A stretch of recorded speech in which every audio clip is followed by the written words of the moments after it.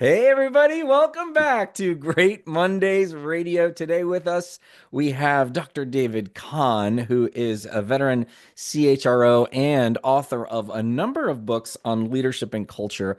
I would say kind of counterculture books, maybe. He takes a provocative point of view. David and I have known each other for uh, many years, and I really appreciate his perspective. So we're going to talk about his new book, Don't Drink the Kool-Aid: Recovering from Workplace Cultures, cultures, and the similarities between cults and poor workplace cultures.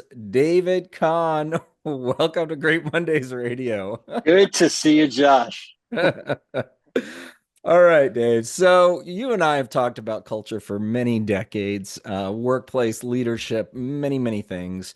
But I don't know that we've ever discussed the concept of that you bring forward in this book, which is the idea of cults and poor workplace cultures. What was the inspiration? Did you have a moment that it kind of struck you that the for the commonalities? What was the inspiration for writing a perverse book like this?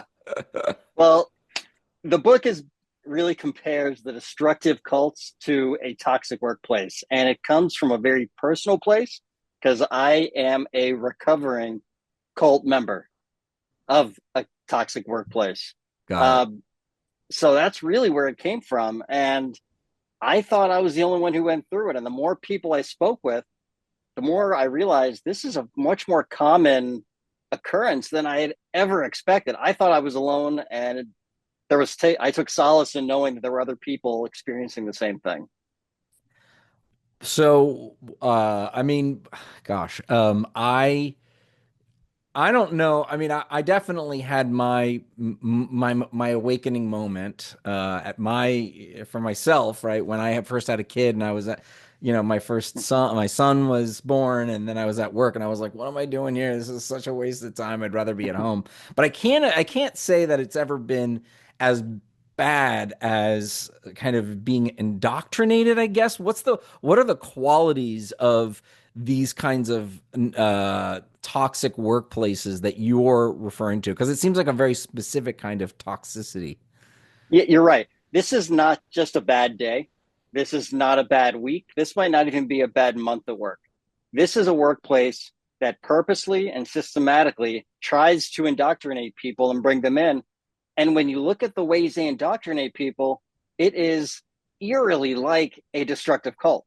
So some of the things they'll do is love bombing, where when you go in, everything you do is amazing. You're incredible. And they're trying to make these instant connections where it should take weeks and months to make friends. They want to be your best friend within hours, within days. And it makes you feel really special. And it makes you feel like you found someone that appreciates you and is belonging. But that only is the beginning. Once they have you, that's when the tide really starts to turn. That's when they start exploiting you and taking advantage of this niceness where you were relying on them. And that's being reliant on someone is a lot different than just being a valued member of the team. Um, they are abusing that. They're calling you 24 hours a day. They're expecting you to work 7 days a week. They want this place to be your life. And that's how they've designed it. And the people who don't do that wash out. They don't make it.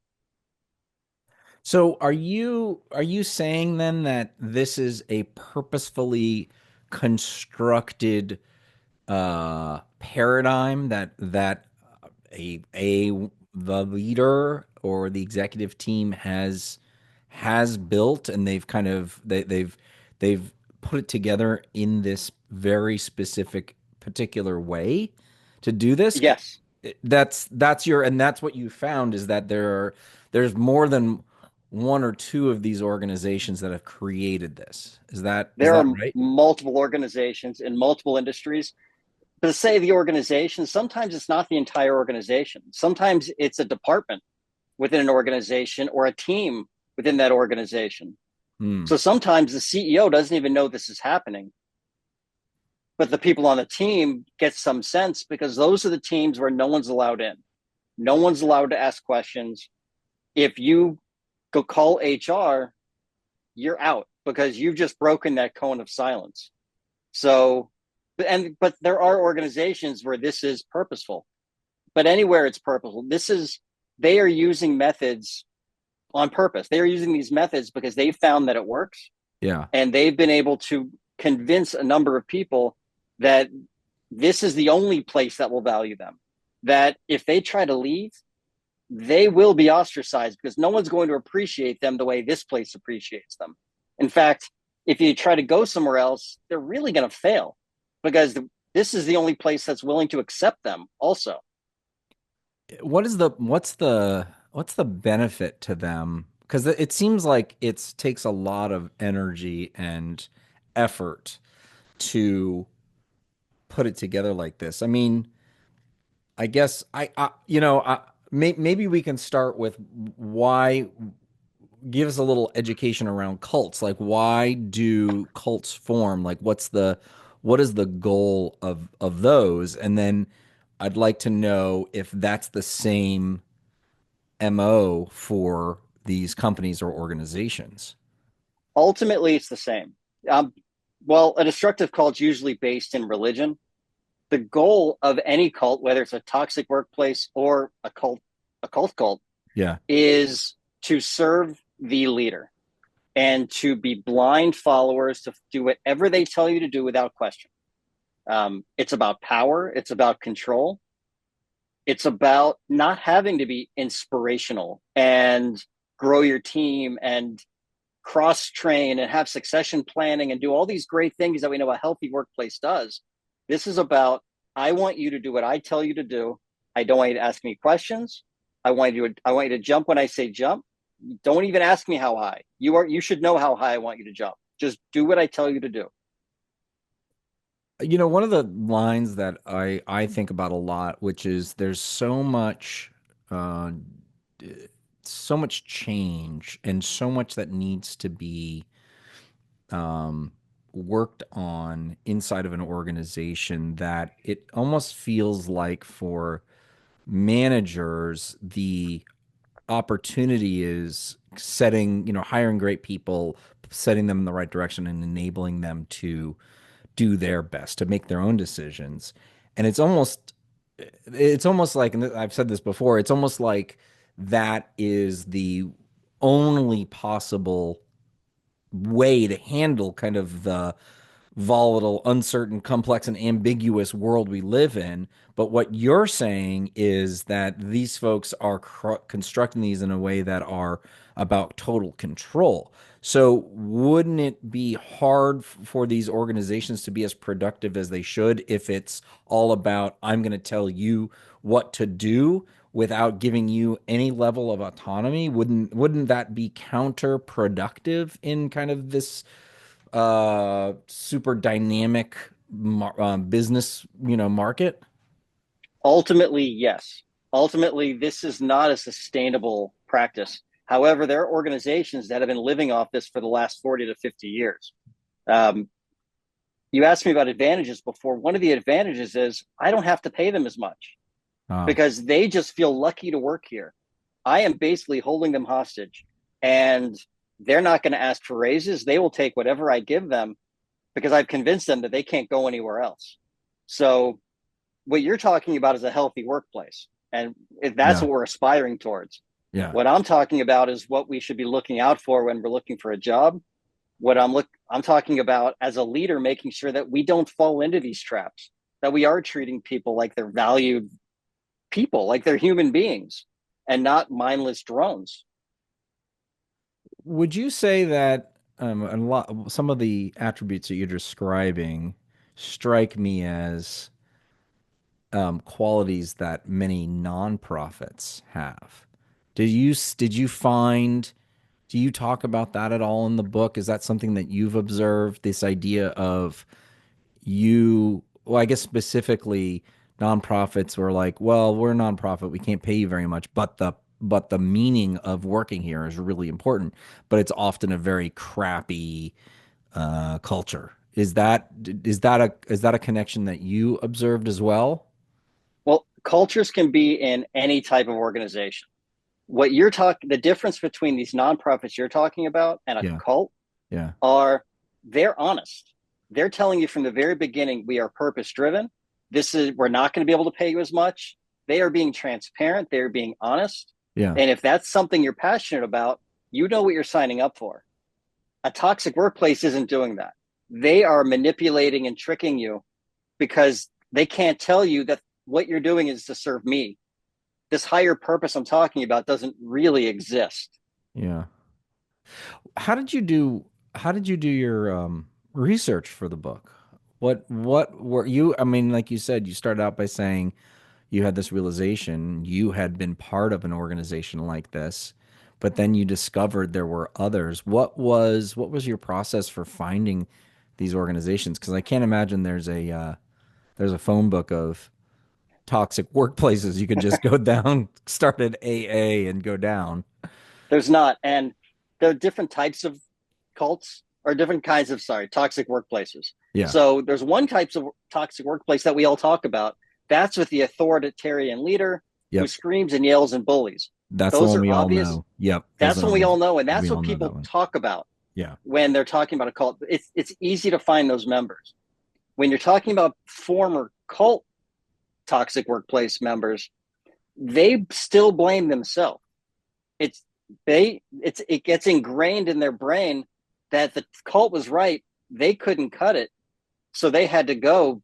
But they don't consider themselves the victim. They still think the cult's the victim, and they just couldn't hack it. So it is hard to find those people.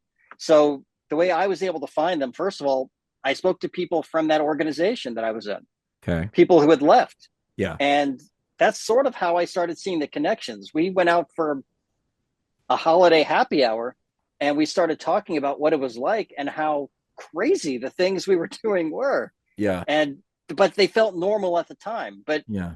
a year or two had gone by and we were able to look back with a little more perspective. And once we did that, then I found more people. And I talked to other people from other organizations, and they said that they were experiencing the same things. And at the same time, I'm reading books about cults and podcasts about cults and movies about cults. And I'm seeing how they indoctrinate and how they recruit. And the similarities were so striking that it just all sort of gelled together. I see.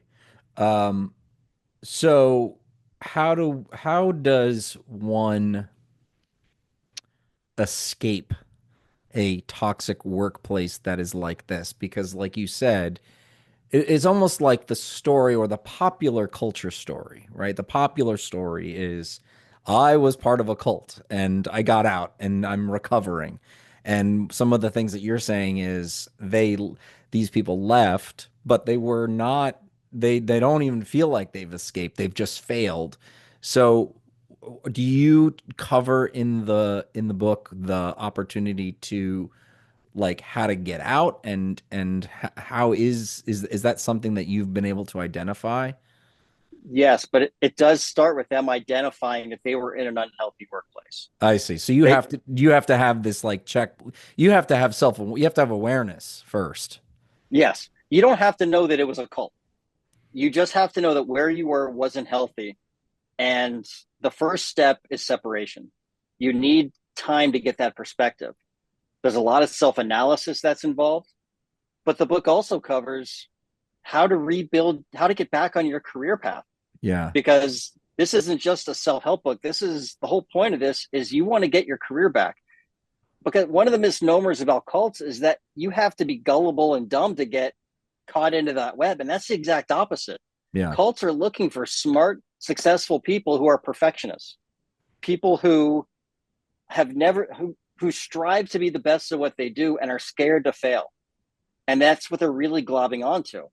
So you lose some of yourself when you're in the cult and you lose some of that. But once you get out, you want to gain that back because your career's not over. And if that, some of that just takes time, but some of that takes talking to people, making connections, being careful who you're talking to because you don't want to get caught up in another cult. But getting that professional help, talk your network, your colleagues, your Sure. family, your friends. And that's all part of the recovery. There, I think one of the one of the patterns that I'm identifying here is it almost feels like a toxic relationship, like a one-on-one relationship. Are there parallels with that? Is that something that you identified? Because I Y- know that, yes. yeah. So Oh yeah. tell me It's about it, that. it it's just another type of relationship. The difference Right. is your relationship is with this group, but really it's not even with the entire group. It's with the cult leader Oh, I because see. everyone in there is in the same page. There is no loyalty in the cult. The loyalty is to the leader.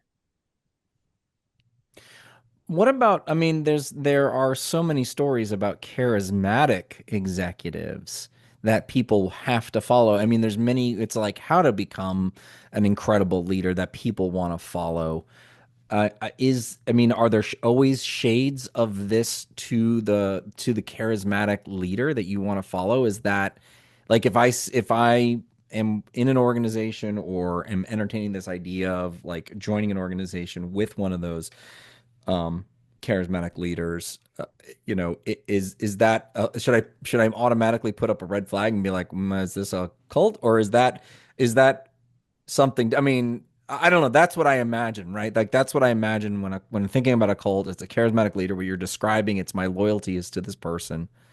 Is that a flag? Is that a requirement? I mean, what is your is it a requisite? Is it like every charismatic leader is going to have a cult of some sort or something in some capacity? No, I would never throw a blanket on all leaders, and I wouldn't throw a blanket on all charismatic leaders. Okay.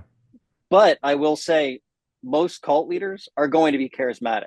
They know how to connect with you and make you feel like it's a personal relationship. And they're willing to put in a little bit of time at the beginning of the relationship to build that bond with you. With time, they're not going to put that time in because they're going to make you reliant on them. Mm. Um, but it, I would say charisma could be a red flag. What you should look out for is, are they asking you to do things that seem counterintuitive or are not in your personal best interest? Give me some If they're examples. What does um, that look like? that, for example, if and I'll give you a real example. This Yes. is it's your kid's birthday. And the party's on a Saturday, and the leader calls you and says, "I need you in Nashville this weekend." And you say, "But I have this birthday. I can't be there this weekend. I can be there. I can fly in on Sunday." And instead of saying, "Listen, not all leaders are nice," so a non-toxic leader might say, "You know what? This is a high priority. I need you in there." A toxic leader is going to say, "Don't you care about this organization? Don't you care about what we're trying to accomplish? Because how dare you not do this? Don't you know what I've done for you?" And they manipulate you in that way instead of just being forthright and telling you exactly what's going on. Um, not all leaders, like I said, are nice, but that doesn't mean they're toxic leaders, and that doesn't mean they're cult leaders. Mm. Um, Steve Jobs is one example that I talk about in the book. Okay. Steve Jobs was not a nice person as a Yeah. leader. Yeah. He's in every book. Yes, he was innovative and he was extremely creative and he did some amazing things, but he was not nice to the people who reported to him. But he wasn't a cult leader either because he was very honest about who he was. He didn't try to hide it.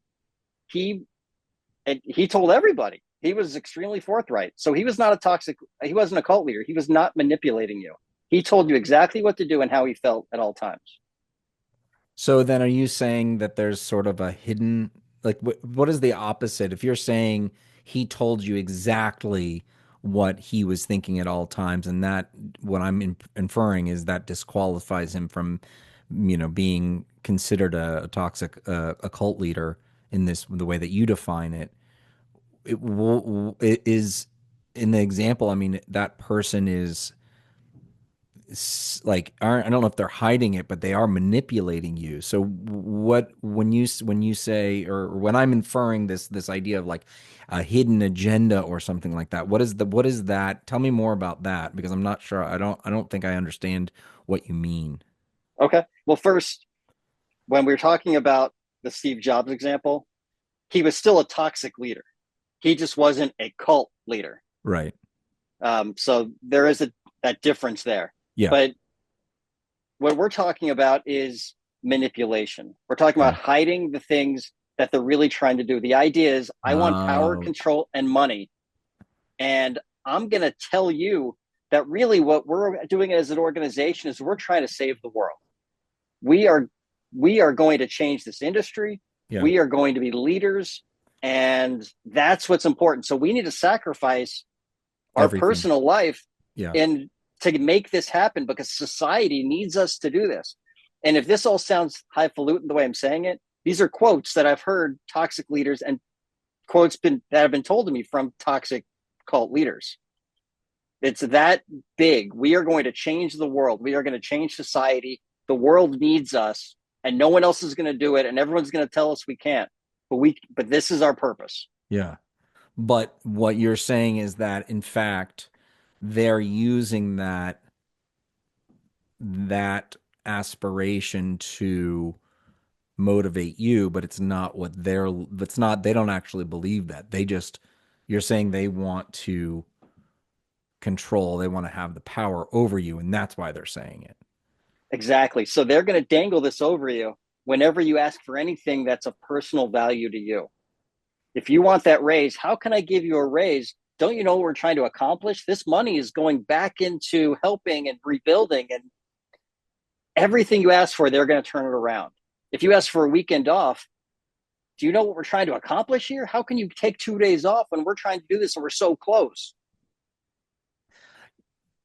Back to I mean, sort of what I'm my in my own experience of like and learning. I mean, I haven't done the kind of research that you've done, but I've definitely thought and worked on these ideas of like what it means to be in a toxic relationship and how do you engage with people in a way that's, with emotional sobriety and elements like that. And I'm one of the characteristics is that, and what is difficult when you're dealing with a toxic person, is their lack of awareness of what they're doing.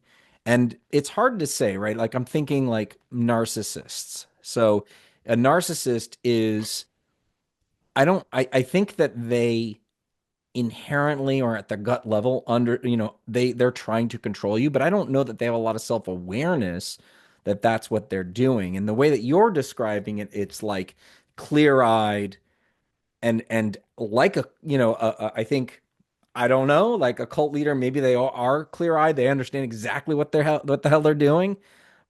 But many leaders that I know of and are, whether they're, charismatic or toxic, and I have not encountered folks like that you're describing, but what I'm thinking about is they're not like, they don't, like, if someone is toxic, they don't have that self-awareness that they understand exactly what's happening. Is it a requirement that someone who is building this kind of cult following inside of an organization understand exactly what the hell they're doing? Is that They are, is because I just don't believe that that's going to be the case. Let's say that's I really get what I'm getting exactly at. what you're saying. They are purposely manipulating you, but they are not the villains of their own story. Of their story, Okay, they are exactly. still narcissists. They are still, Yeah. it is all about them. So that makes them justified to Yeah. manipulate you because they are the genius in the room. And I would say you have met these people. You just might not realize it because you maybe haven't spent time deep in their organization Right. because they brand themselves as being the world changers. They brand themselves as being disruptors, and they use all the fun catchphrases that we talk about. Yeah. Um, and it sounds from the outside, it looks really good. It's when you get on the inside that you realize how corrosive it is. Huh. Okay. Yeah. All right. That's great. That's exact. Yeah. Yeah. That's exactly what I was asking. You are, yeah, you aren't the villain of your own story. I mean, is it like, I guess there's kind of the Elizabeth Holmes Theranos story. Would you say that that was like she wasn't just lying to her employees, she was lying to investors, right? Like that's why she got into trouble. Would that be a good example of this? Someone who is like purposefully lying in order to succeed? Have I got that like definition right? Is that what is that does that fulfill the characteristics? I think it fulfills some of the characteristics, but I don't know how much she was manipulating her people. Yeah. I I know she was manipulating the investors, as the Yeah. courts have told us, but I Yeah. don't know how deep in the organization they actually thought they were helping her and the Yeah. organization versus how much they knew they were breaking a law or Yeah. or at least stretching a law Right. to meet their needs. Right. It's a justification either internally or externally. You one would like you said, it's like this justification for your own actions. Because then you don't have that cognitive dissonance. I think is I think Yeah, is it, right. I mean, that's like you're like, aha, it's not some, evil like twirling the mustache type of like I'm an evil genius taking over the world. It's I'm justified, the world's done this to me, so I'm going to do this to the world or whatever that justification might be. That's really kind of if we're thinking about like getting into the mind of these cult leaders, that's what they're trying to do. they are not. Yeah, you're exactly. They are not twirling the mustache, but they do think that they are smarter than everyone else. They do think that they're more accomplished.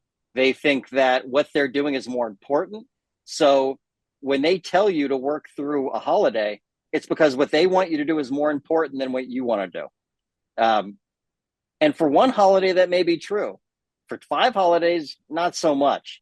It's a pattern. This is not just a one off. This is, they are systematically, continuously putting themselves above everybody else, and they are there to serve their genius.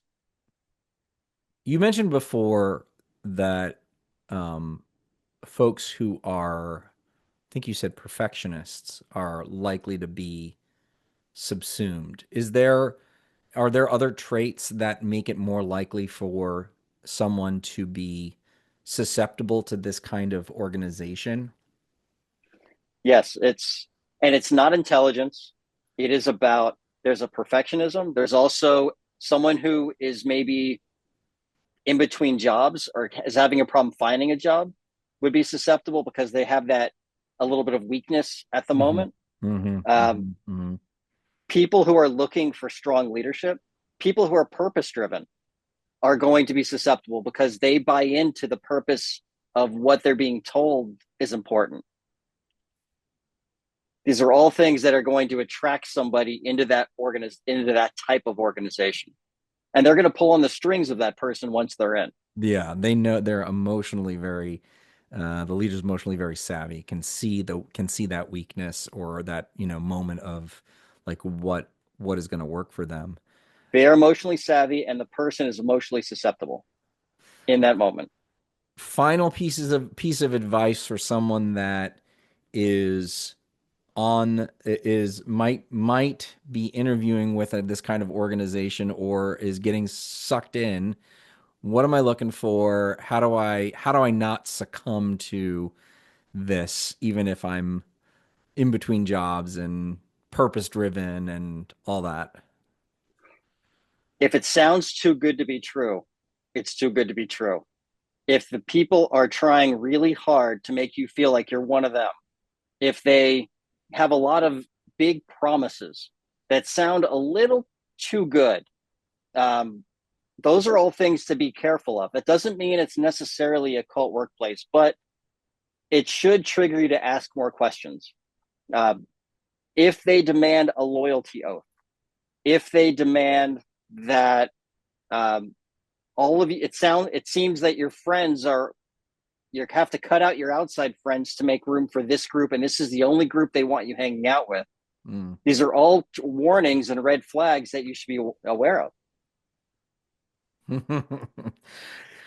And if Wow. ultimately, if you feel that you are miserable every day you go to work, even that may not be a cult workplace, but it's not a healthy workplace for you. So that's Yeah. something to be careful of too. That's right. That's right. You don't need the full checklist.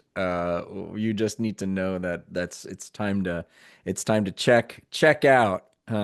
If you're miserable every day.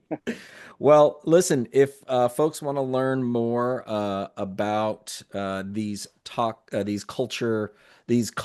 workplaces, I think is the term that you used.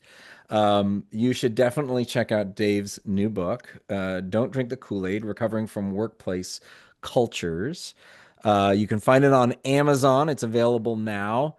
Uh, David Kahn, thank you so much for coming on Great Mondays Radio and sharing some of your hard-earned trauma with us and sharing it with the world. I certainly hope that your book and your message are gonna help more people be able to either escape or not succumb to these types of workplaces in the first place.